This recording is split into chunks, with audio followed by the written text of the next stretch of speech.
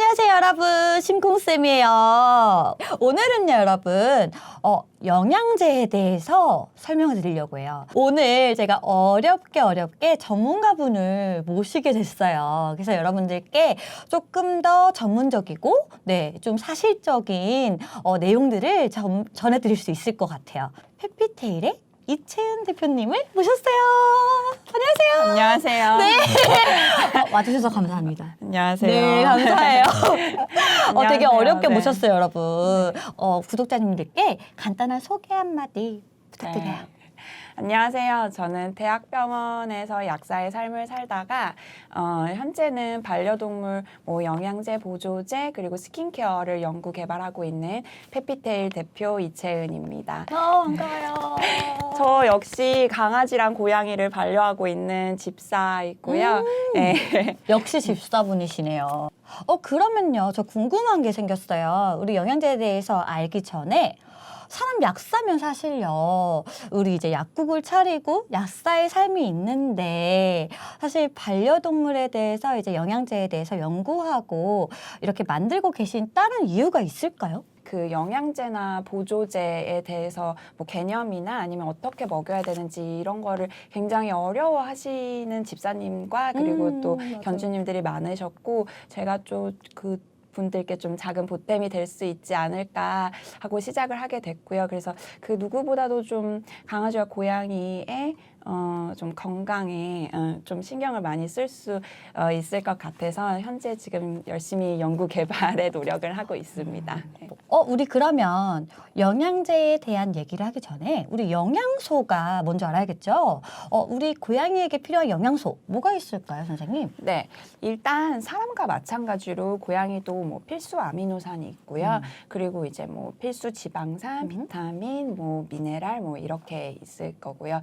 그럼 필수 아미노산이라고 하는 게 체내에서 합성을 할 수 없기 때문에 바깥에서 제품이라던가 아니면 식품으로서 그 부분을 충족해줘야 되는 걸 필수 아미노산이라고 하고요. 네. 그리고 사람이랑 비교를 해보면 사람은 성인 기준으로 했을 때 필수 아미노산은 9개, 그리고 고양이는 11개라고 보시면 되겠습니다. 네. 저 그거 알아요. 그 두 가지잖아요. 그 중에 한 가지 알아요. 네, 타우린. 뭘까요? 네, 타우린 맞습니다. 그러면 그 다음에 또 한 가지랑 타우린에 대해서 좀 설명을 해주시면. 고양이라고 하면은 타우린을 꼭 챙겨줘야 하고 하는데요. 타우린이랑 그다음에 나머지 하나는 아쥐닌, 아르기닌이라고 보통 말을 하거든요. 이제 타우린 같은 경우에는 사료에도 이제 많이 포함이 되어 있다고는 하지만 사실 이게 그 성향 자체가 heat sensitive, 즉 좀 열에 좀 잘 파괴가 됩니다. 그래서 사료에 있다고 해도 사료에서 사료를 제조하는 과정이라던가 아니면 패키징 아니면 가공하는 과정에서 이 타우린이 파괴될 수 있는 위험성도 있기 때문에 이 타우린이 또 그 조금 이제 많이 결핍이 되게 되면 눈이라던가 심장이라던가 면역 쪽에도 또 영향을 줄 수가 있거든요. 그래서 그런 부분은 좀 집사님이 좀 챙겨주시면은 좋을 것 같고요. 그 아르기닌 같은 경우에는 이제 우리가 보통 사람도 디톡스 얘기 많이 하잖아요. 네, 맞아요. 그래서 그 아르기닌은 그 몸에서 디톡시피케이션을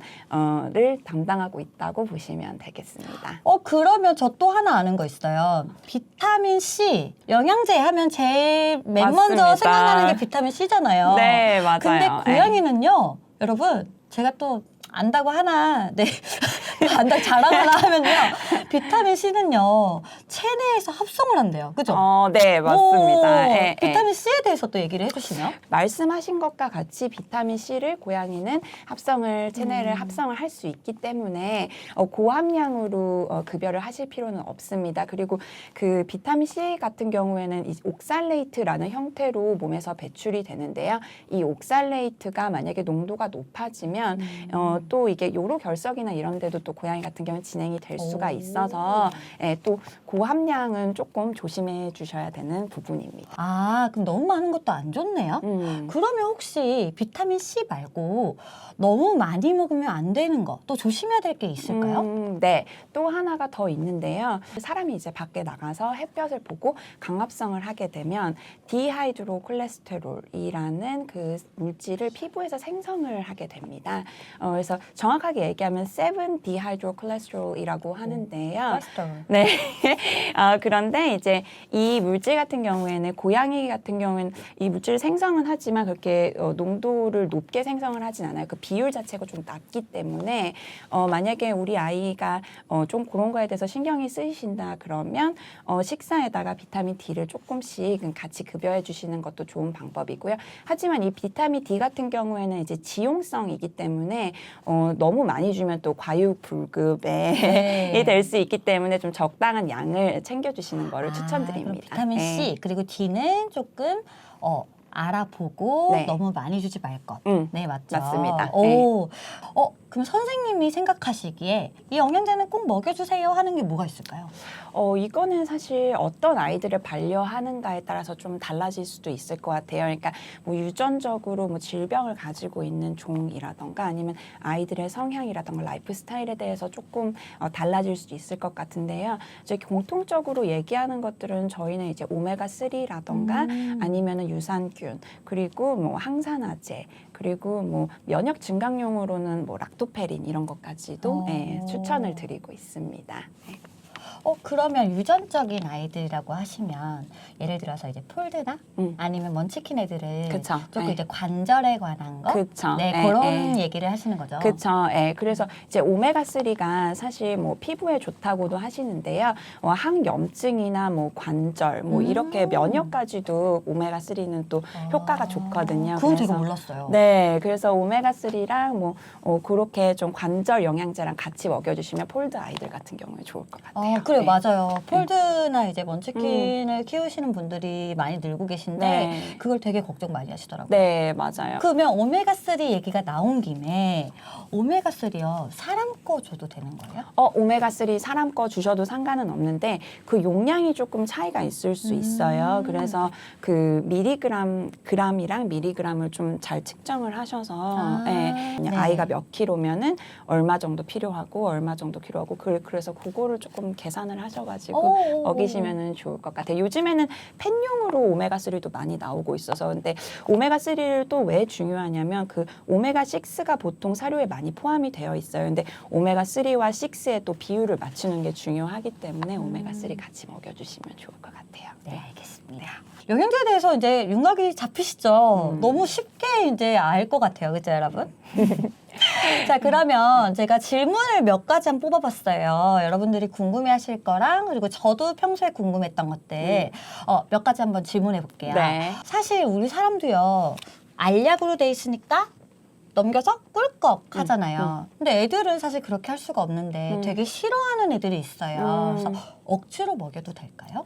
이제 보조제 또는 영양제라고 하는 게 어떻게 보면 아이한테 굉장히 거부감을 줘서 스트레스를 또 주게 되면 또 면역에 또 영향을 줄 수가 있거든요. 네, 그래서 또 아이가 너무 급여를 이제 거부를 하는데 좀 숨겨서 줄 수 있는 방법을 좀 연구를 하셔도 되고 아니면은 뭐 정말 소량씩을 조금씩 해서 이제 증량을 해주시는 방법도 있고 처음부터 거부감이 너무 심한 아이에게 너무 이제 그 일일 권장량을 주게 되면 오히려 아이에게 먼저 거부감을 줄 수 있거든요. 고양이 같은 경우에는 또 한 번 거부하기 시작하면 계속 거부하잖아요. 맞아요. 그래서 그런 부분 때문에 소량해서 증량하시는 걸 저희 추천드립니다. 네. 그러니까 말 그대로 그냥 잘 먹고 잘 놀고 잘 응하고 기분 그쵸. 좋게 하게 그쵸. 도와주면서 급여를 해줘라. 그렇죠. 맞죠? 네네네 맞습니다. 네.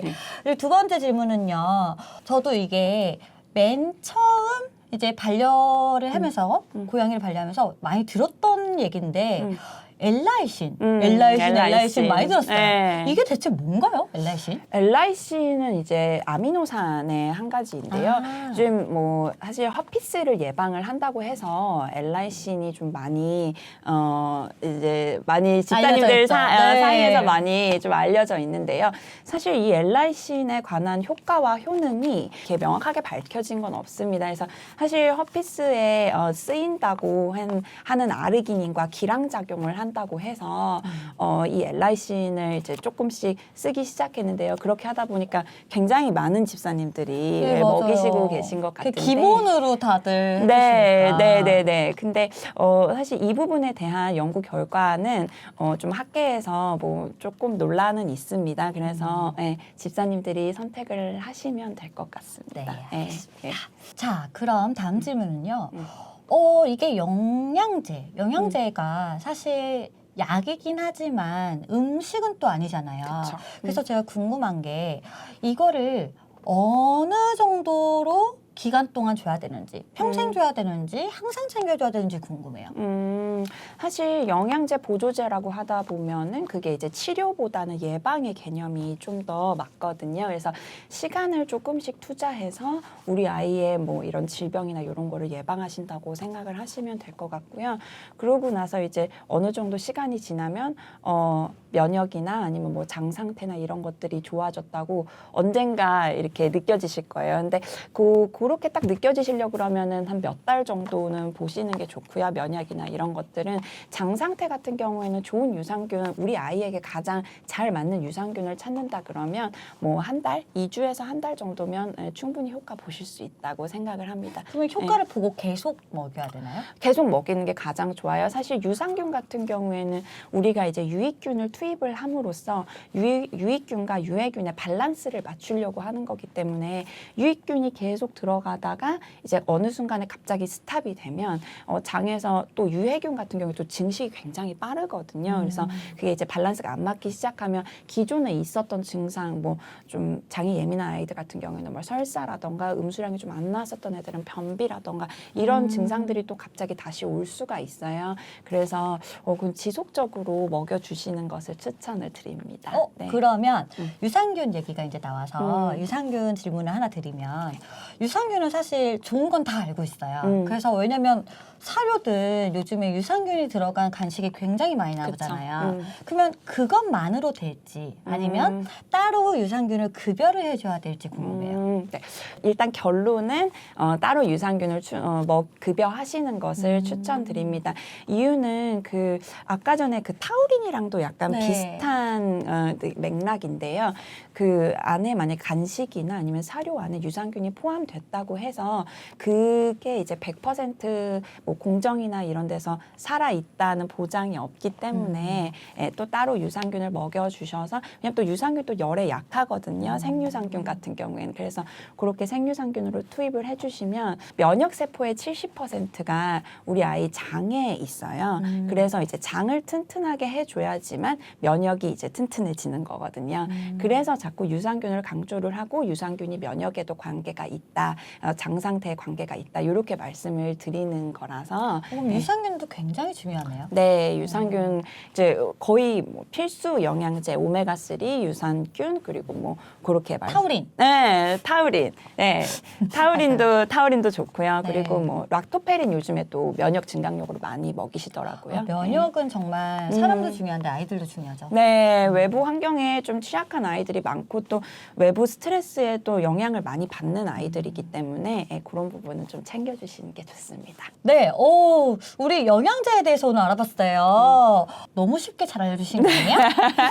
감사합니다. 오늘 이렇게 와주셔서 너무 감사해요. 네, 저도 너무 즐거웠어요. 네, 네. 여러분 어떻게 유익한 시간 보내셨나요? 오늘도 영상 이렇게 끝까지 봐주셔서 너무너무 감사해요. 네, 좋아요, 구독, 알람 설정 알람 설정 많이 해주세요.